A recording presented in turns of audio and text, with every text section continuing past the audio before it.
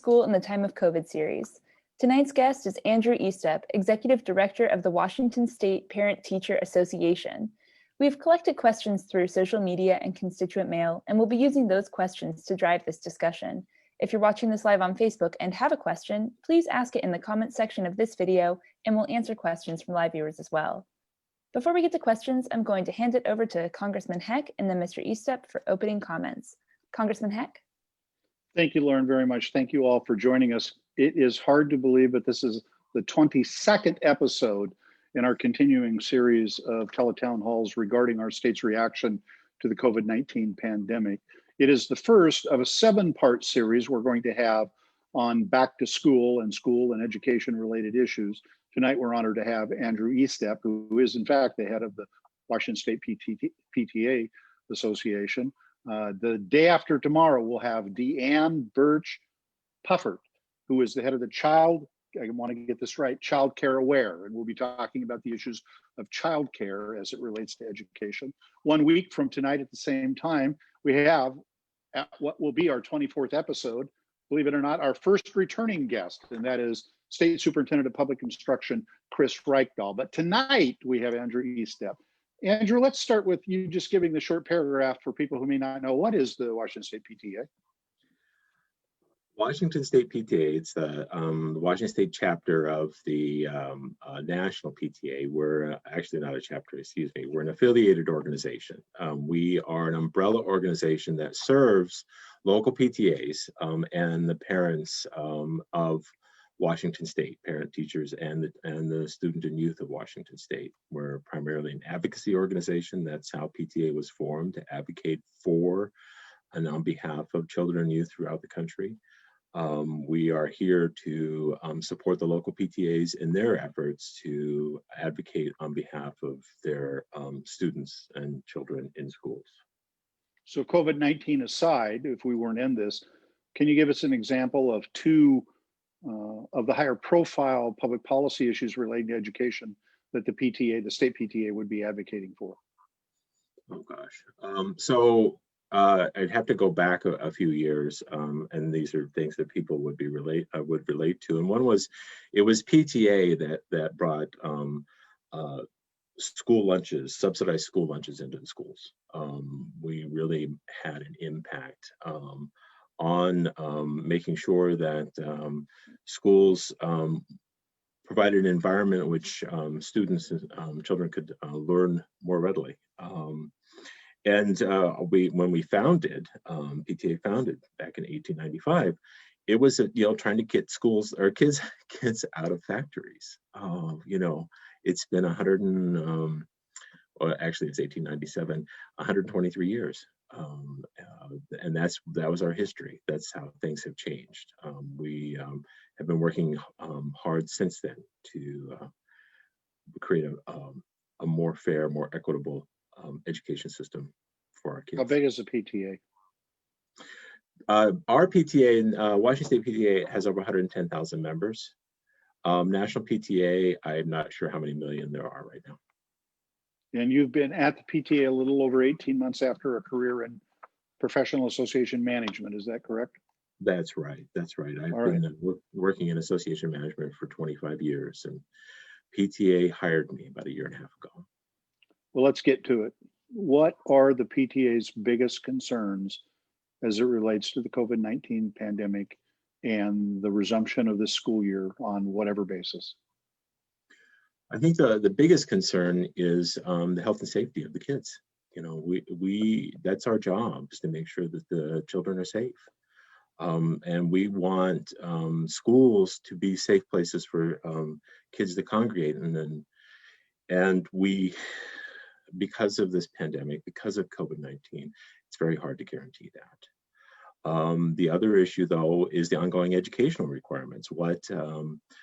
How do kids get educated? How's that going to happen when we have such disparities, such inequity across the state around how it's being implemented, and in our attempts to virtualize, like we're doing with this meeting right now, education, how can we do that when there is not equal access to the virtual world? by parents and teachers and families. And even schools, some of the teachers have a hard time getting into the virtual environment.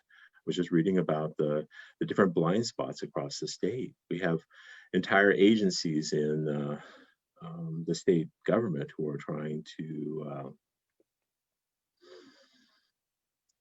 understand, categorize, and map the blind spots and help figure out what are we going to do to bring broadband internet, if we can, to these areas so these children can get educated.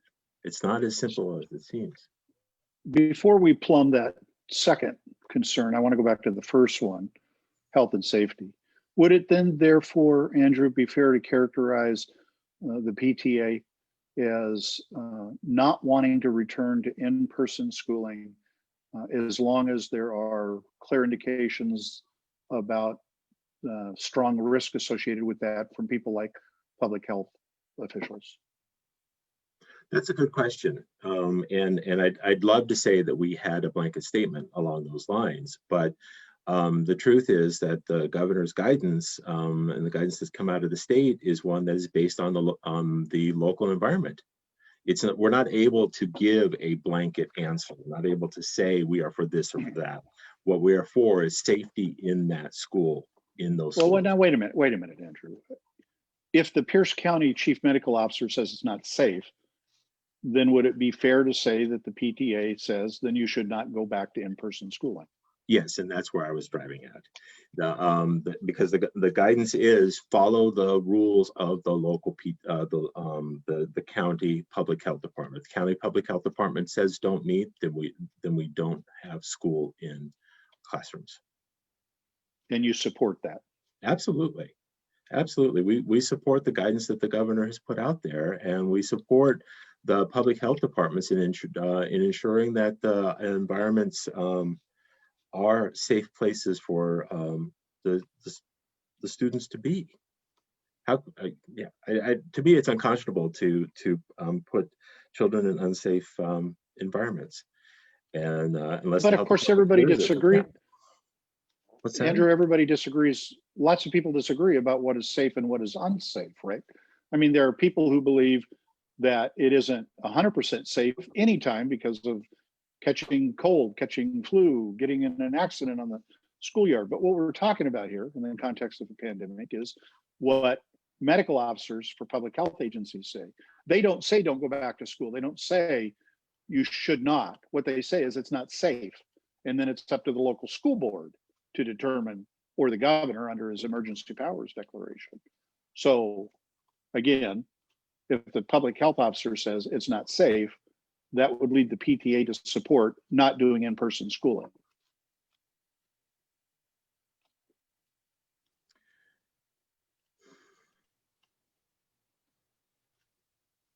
Yes, if the public health officer, well, was that painful, Andrew? Well, part of it has to do, frankly, Congressman, with how PTA is organized. You know, each PTA in the state of Washington is a local independent nonprofit organization. And each PTA works with their schools or their, in some cases, it's a collection of organized differently, but not based on a school, but other issues. We have been empowering and working with the local PTAs and the councils to work with their state boards of education to make sure that the parents' voices are heard in those school district boards of education, to make sure that those school district boards are hearing what the parents need and want, and having a partnership, because that's what we're really about here, is making sure that we have a collaborative effort between the parents and the schools to provide an environment where the children can be safe and can be educated, because we want both. Right. On the second point, I'm not going to belabor this, although I am sorely tempted, Andrew. I understand the challenges of representing a diverse and broad-based membership with differing points of view. but you're the one who asserted that what you're for is the safety and health of students.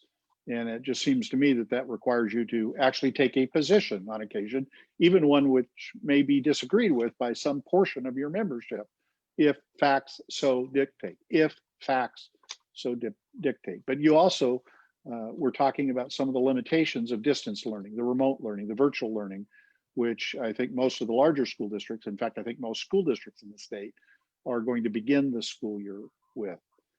And the truth of the matter is that most people would acknowledge, the overwhelming number of people would acknowledge, in-person learning is better for the student than distance learning. Are we together on this one, Andrew? Absolutely. And that's the challenge, isn't it? You know, how do we find a balance? It's not, unfortunately, it can't be black or white. It's going to be gray. It's got to be something in the middle. It's got to be to find, you know, that some type of balancing point, as we were talking about earlier, where children are safe and they're being educated, because we need both to happen. And there's so much data out there, so much science out there that tells us that education happens best in the classroom. And we saw this last spring how very difficult it was to try to do this remotely. Now, we're all hoping, and we've all been working towards an improvement over what happened in the spring. That in fact, the schools are geared up, the school districts are geared up, and we have better systems in place to make sure that the families are getting the supports they need in order to be to educate their children. I'm frustrated. Sure. And here's what I'm frustrated with, Andrew. It seems as though a lot of people involved in this process are unable to acknowledge that while we want both these things, we're in a period of time where we're not going to get both of these things. If it's not safe to go back to school, as some of the health officers have indicated, then students aren't going to get as good an education as they would in person. And it's a trade-off we're making with bad consequence. And nobody wants to seem to say that. Now, maybe I'm way out over my skis here, but we got a problem.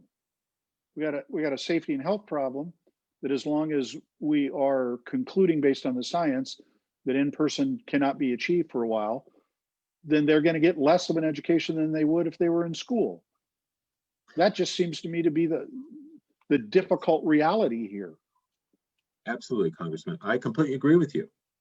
It's an extremely frustrating situation. And frankly, I think that's the frustration that the parents are expressing over and over again, is because Sure. they don't see that there is a good path forward, because there's not. There are a lot of paths forward. Every district has a different path forward. Every locality has a different path forward. And sometimes every school has a different path forward. And they're just not easy or simple. It's going to be hard. It's going to require a lot of work, and certainly a lot more work than we've had to put into it in the past, because all of our systems are disrupted. Here's what I think makes it even more difficult. We're in a fog. And by that, I mean, we can't see very far ahead of ourselves. We don't know when we're going to get the R0 number low enough that we can resume on some kind of maybe hybrid basis, a couple of days a week in person, as an example, or full resumption. We don't know when we're going to get the incidence of infection per, I can't remember what the denominator is, 10,000 or 100,000. We don't know when we're going to get to that point in order to make a considered judgment that health can be well served with in-person education. But what we do know is that the spring was a mess, and I want to call this for what it is.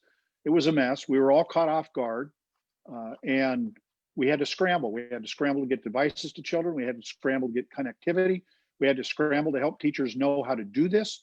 We had to scramble to make sure that there were sufficiently effective software platforms that teachers got trained up on.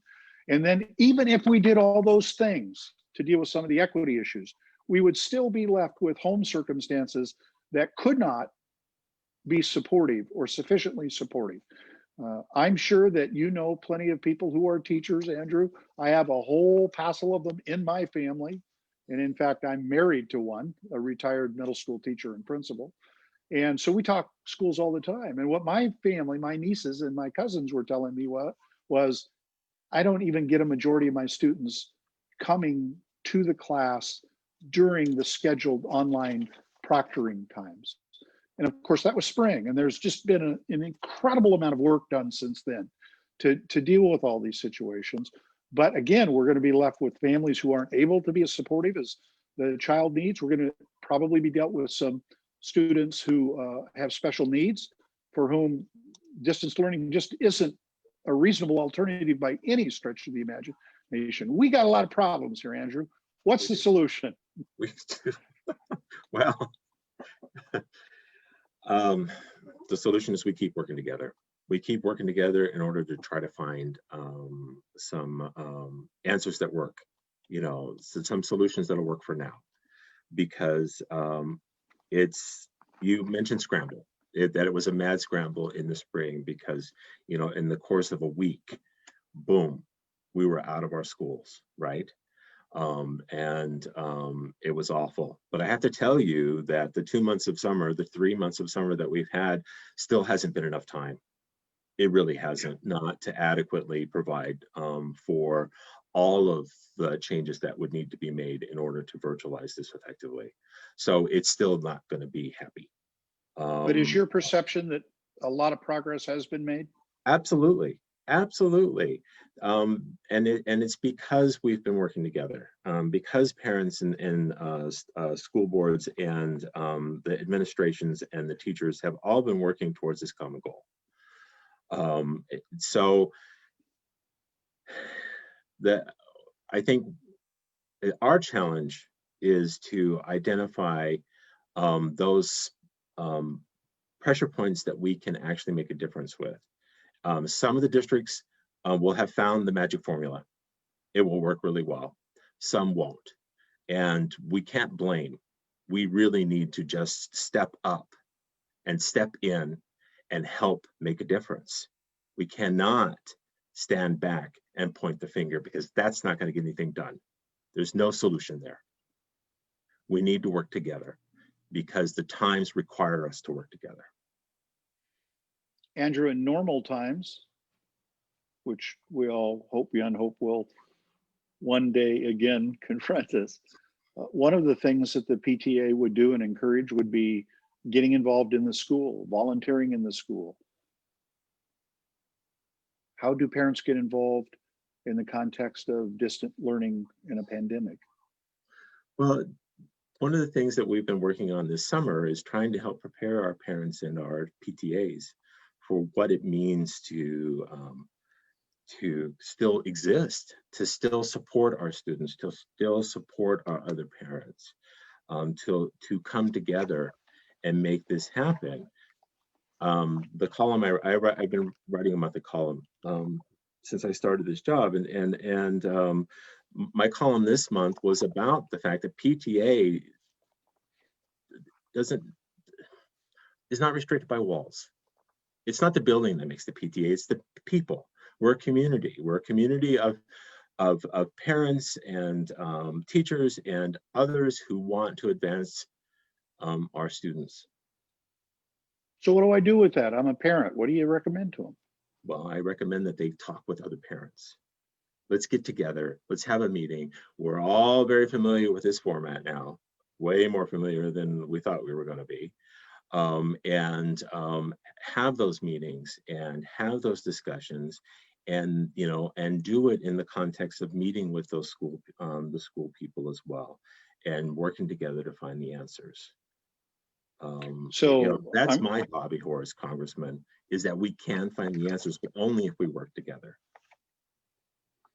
So before we turn to Lauren for questions that are pre-submitted or were submitted live during this animated workup to audience questioning, I do want to acknowledge that I think the United States Congress has a role in this, and that is to provide resources to enable school districts to be able to cope with this. School districts are being hit with extraordinary expenses never imagined whether it's personal protective equipment for when there is some form of in-person instruction, or transportation assistance, or cleaning supplies, because in the situations where students are able to come to schools, we're going to clean like we've never cleaned before, or increase staff because of social distancing requirements. The fact of the matter is we may need more people to cover the same number of students. There are a billion different ways to answer those questions, but they all usually involve additional resources. Lauren, let's go external. Excellent. Oh, wait, Andrew wants to talk. If you don't mind, Congressman, I'm glad you went there and talked about the money piece, because the truth is, I feel and have felt probably all my life that schooling in this country is underfunded. In some places, it's dramatically underfunded. And despite the progress that we made in the last few years here in Washington State, I still feel it's underfunded, that we do not do enough at the federal or state level in order to support our schools at the district level to ensure that our children receive an equitable, complete education. And yes, in these times, we need more. And I hate to, raise that flag, but the schools, in order to operate, are going to need more supports. Lauren. Thank you. On the same note as education funding, Matt from Facebook wrote, any chance of you trying to convince Pelosi of going back and actually working on a coronavirus relief bill only focused on education? Congressman Heck? Matt, thanks very much for the question. So I presume, Matt, and I could be wrong, and I apologize if I am, that one of the reasons why you may be asking this question is that you think it will increase the likelihood that the funds and support for education may be more likely to be forthcoming. And that's predicated on an insight of yours, which is that among the areas of disagreement between the House and the Senate, there's less disagreement about the need to provide additional support for schools. But there is still some. And I think it's important to remember that while at the state level, schools are our paramount duty, and I have always characterized that as an unambiguous term. Paramount means paramount. The truth is that Congress has a lot of demands on it for support for different aspects of coping with the COVID-19 crisis. And to some degree, they're in competition with one another because at some point there will be a limitation placed on the amount of resources made available. But they're not in competition in the sense of we actually need to step up and help American families deal with this. So what are some of those other things? Obviously, we need a local and state government aid package. One of the biggest areas of disagreement between the House and the Senate is that we need to provide financial support to local governments and state governments because their revenues have completely fallen off the table. It's important to remember that to the degree that we do that, we actually quite directly help schools by relieving pressure on state governments to reduce their funding to K-12 and higher education for that matter. Obviously, there is the issue of rent relief. You probably know that I am the prime author of the $100 billion rent relief bill that was included in the HEROES Act that passed the House. And we have passed the nationwide eviction moratorium. Millions of Americans are facing eviction. And so literally being able to keep people in shelter is one of the things that is a part of the mix. And this is to say nothing of the additional money that we think we should be providing to actually ramp up a national protocol and regimen and sufficient supplies to do effective testing. We don't have an effective testing program in this country because it takes too long to get the results back, and as a consequence, they're of diminished values. If we want our kids back in school in person, we've got to do better at testing than we do. So if we throw any one of these other needs to the curb, we may not be serving the purpose of actually helping schools in the long run. And that's part of why the position to date is let's make sure that we do what we need to do to get this nation back on its feet economically and get its nation moving forward again, and that includes the schools. I understand the reason for the question, Matt, and I get it. I don't think that if we were to pass that, it would fare any better in the Senate than the package as a whole, until such time as we can get to agreement on a package, on a whole package.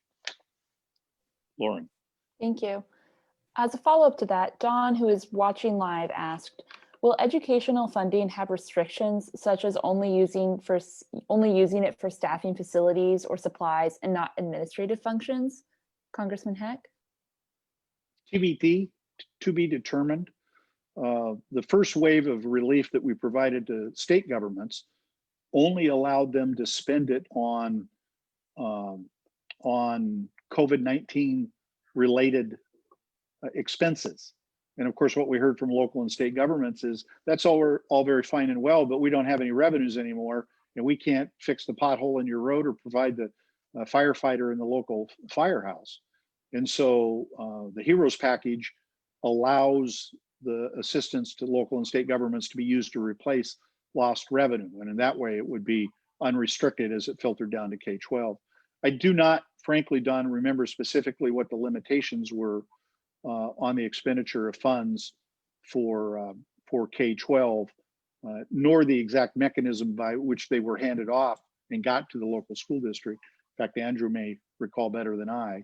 I do think that you should be encouraged, as I had indicated earlier, that there is an indication in the Senate that they would like to provide more assistance to the K-12 system. And of course, the House already has in the bill it passed in May called the HEROES Act.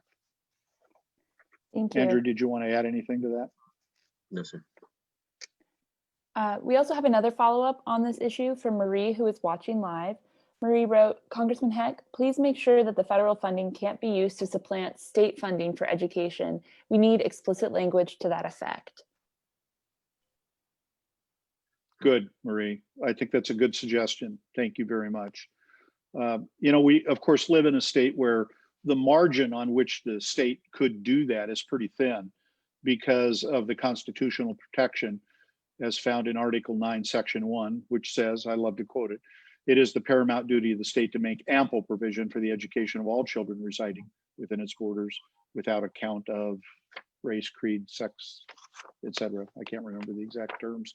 And as a consequence of that language and a cumulative series of court cases culminating in the McCleary decision, something like 96.5% of all K-12 funding is sacrosanct and cannot be reduced.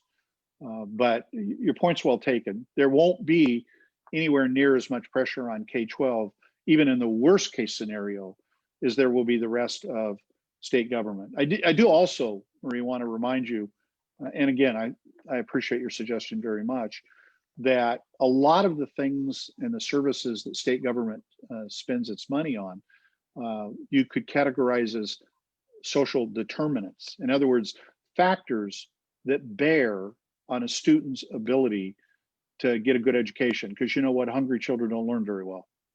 And so we don't want to just make sure one thing is 100% funded and other things bear the entire brunt of the reductions if those things disable a child from being able to grow and learn as much as they could. In fact, we want to do both. We want a well-funded education system, and we want to make sure that services to the vulnerable are protected. You're nodding, Andrew. You got to get in the auction here. We're going to be over in 11 minutes, and that's unacceptable, sir. That's unacceptable. Well, it's because it's the underserved, the folks that are most vulnerable, which you've mentioned, that I'm also very concerned about. You had mentioned, you know, in the moratorium on evictions and homelessness and the impact that has on children and youth is pretty dramatic, and the worry of what the you know, what's the economy going to do and how will that affect people living in homes. And you know, for us PTA, it's what about those poor kids? What's going to happen to them? Are they going to be having to couch surf along with their families, and are they going to be able to get a reasonable education. And so all of these structures around our response to COVID-19 and the pandemic will hopefully all serve to keep the children in their homes, keep them in their schools, and keep them safe, or not necessarily the school buildings. I want to clarify, a school is not a building. A building is a building. A school is an education system. So keep them in an educational environment so that they can, advance and grow. Thank you both. Our next question is on the topic of school vouchers and was sent in from Steve in Olympia. I would like for you to open up discussion about alleviating the hardships suffered by parents due to government-forced public school closures. School vouchers or federal tax deductions for education-related expenses would help alleviate the pain.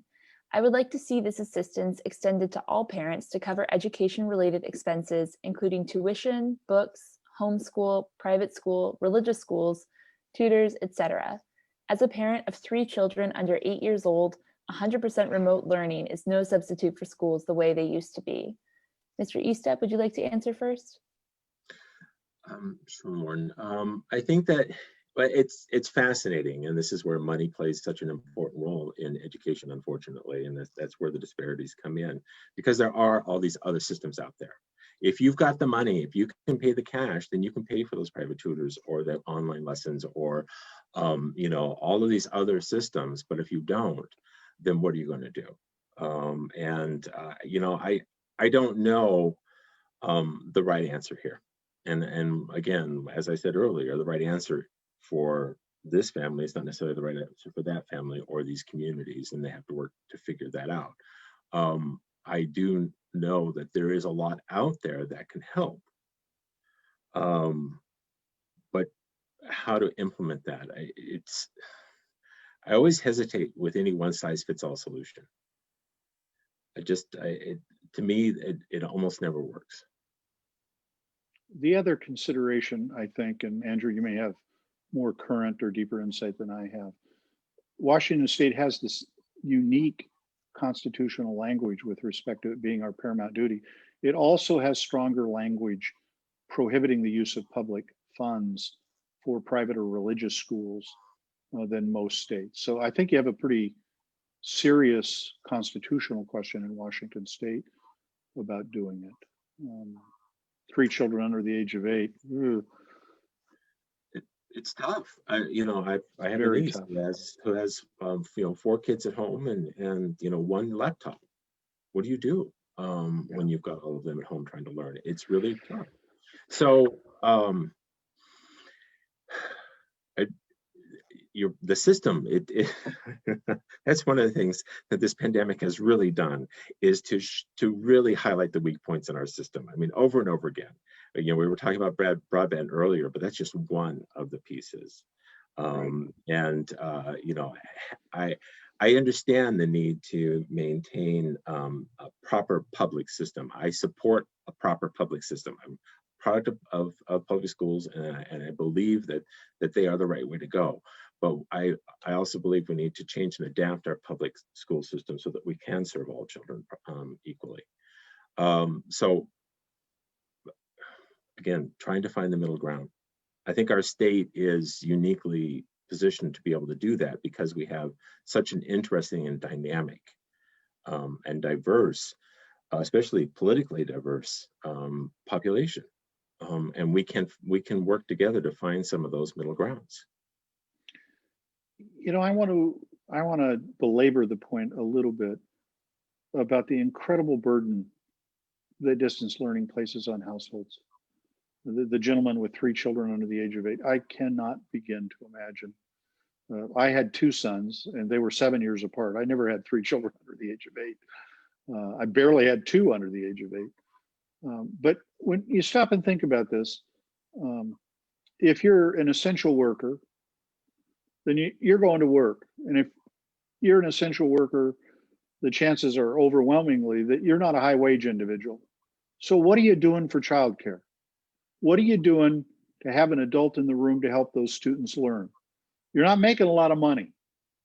and you no longer can send them to school where you know they will be productively and safely engaged for the day. But what if you are not an essential worker and you can work from home? You're now having to both supervise, help, and monitor your child's education and do your job. Any household that has children in it, unless they're very high income and can afford tutors and or full-time people that provide care, every household with children in it is going through an incredible challenge and struggle. And I well imagine that some are struggling even more than others. Some have come up with all sorts of creative ways to cope with this, but they're all getting just hammered by the situation. You know, Andrew, one of the things, you do that thing that makes you look like you're going to say something. So go ahead, sir. I hate to interrupt, Congressman. So I have to, visually interrupt. Just to say that I agree with you, and our culture, our society isn't built around close-knit communities that are physically close to each other. So how can I, as a great uncle, help my nieces who live, 100 miles apart from each other across the Puget Sound region?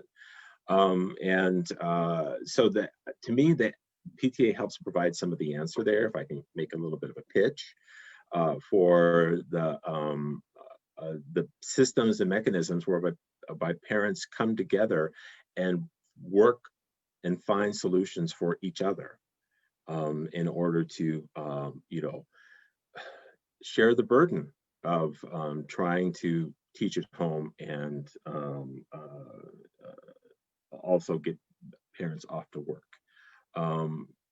Create little clusters of families, that all agree to be safe or something that can help each other out. We have to do it together. You're getting perilously close to saying it takes a village there, Andrew. I know. So isn't that what we are? Aren't we all villages? Well, I don't know why you didn't say it. So I want to project ahead. None of us knows when this is going to end. Frankly, the most optimistic, which I doubt is going to be the case, would be the early part of next year. Either through a combination of behavioral changes, non-pharmaceutical solutions, namely we all masked up, which the scientists say cuts way back on the spread. We all socially distance, and we stop congregating in 19 to 23-year-old parties and going a little bit crazy. Not, Andrew, that you and I ever did that. I just want to be real clear as we're talking to a large number of people. But the best case scenario is early next year sometime. A more likely scenario, and I don't want to put a specific month on it because I don't know, would be maybe we return school fully at the beginning of next year. Maybe we're able to transition to more of a hybrid during the course of this year. We'll see how it all goes. If that's the case, then we're going to go a good part of this year, if not a majority of this year, if maybe even, unfortunately, the entire year, through predominantly distance learning. And we know it's not as effective thus far as in-person learning. So here's my concern. Fast forward to the fall of 2021. Are schools going to adapt to meeting the kid where they come in at? As opposed to, well, you're in the third grade, you should be reading at this level.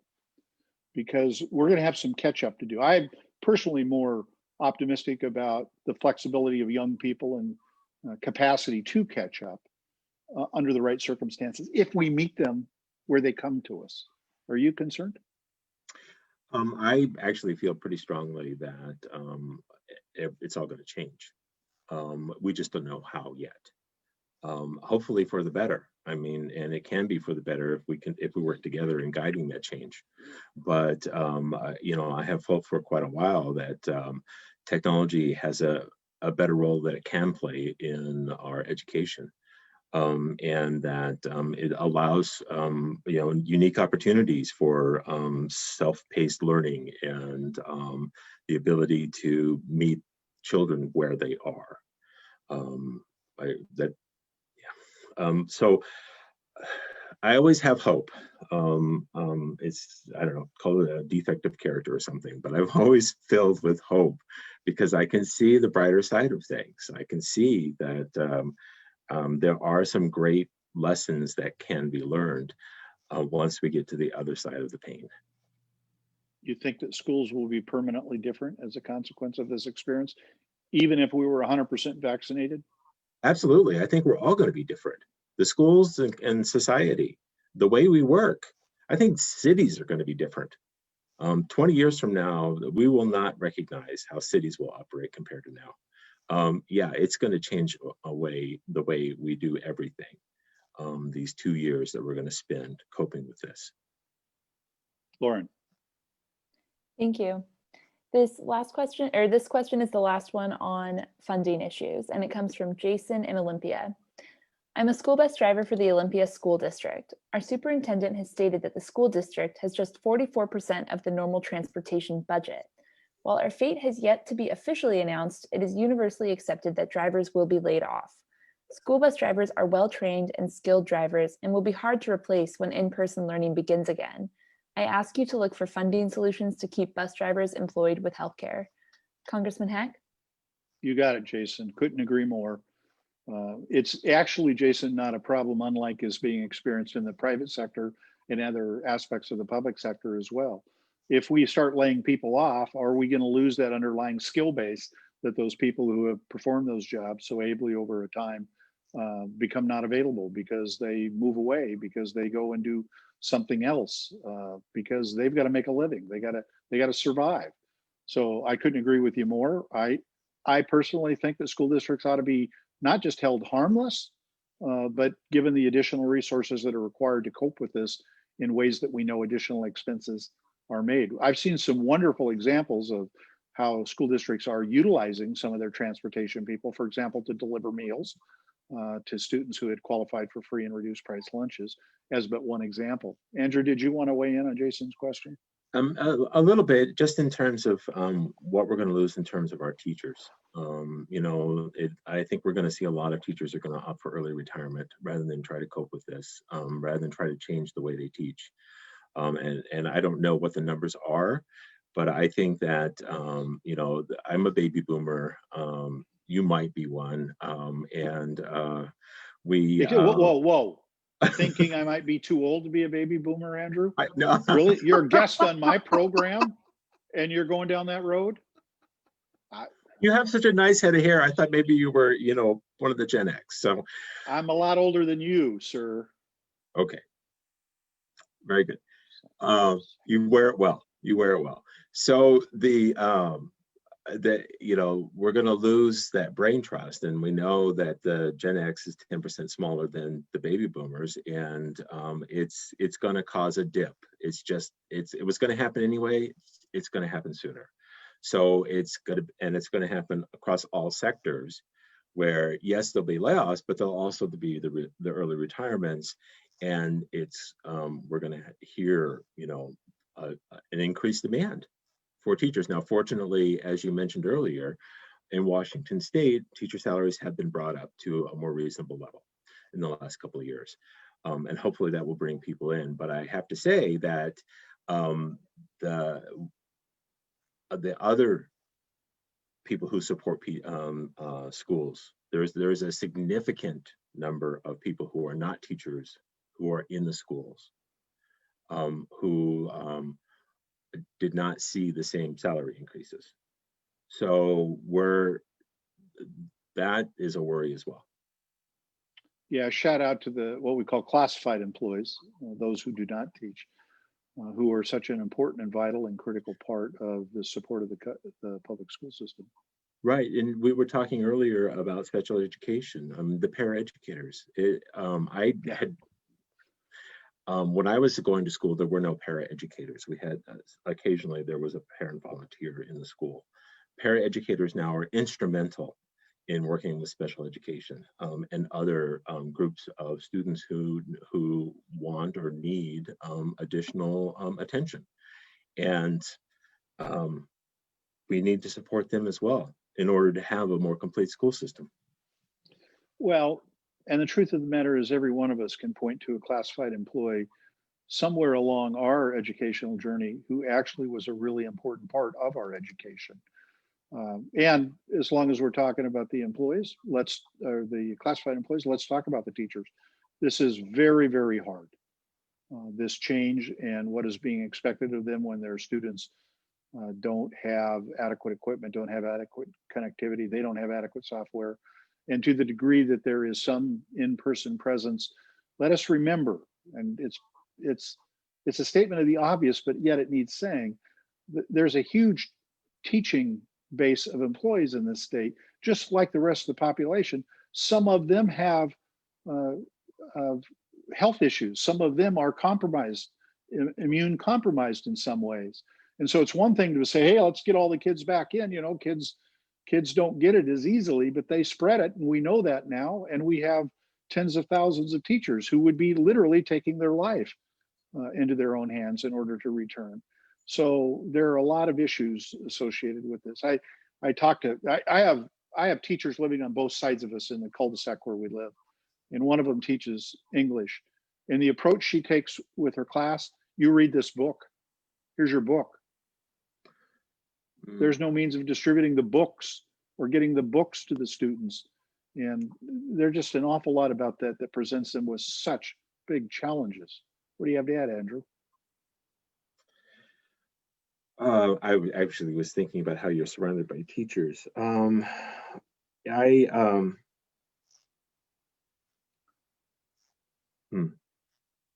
little lost in my thoughts at the moment.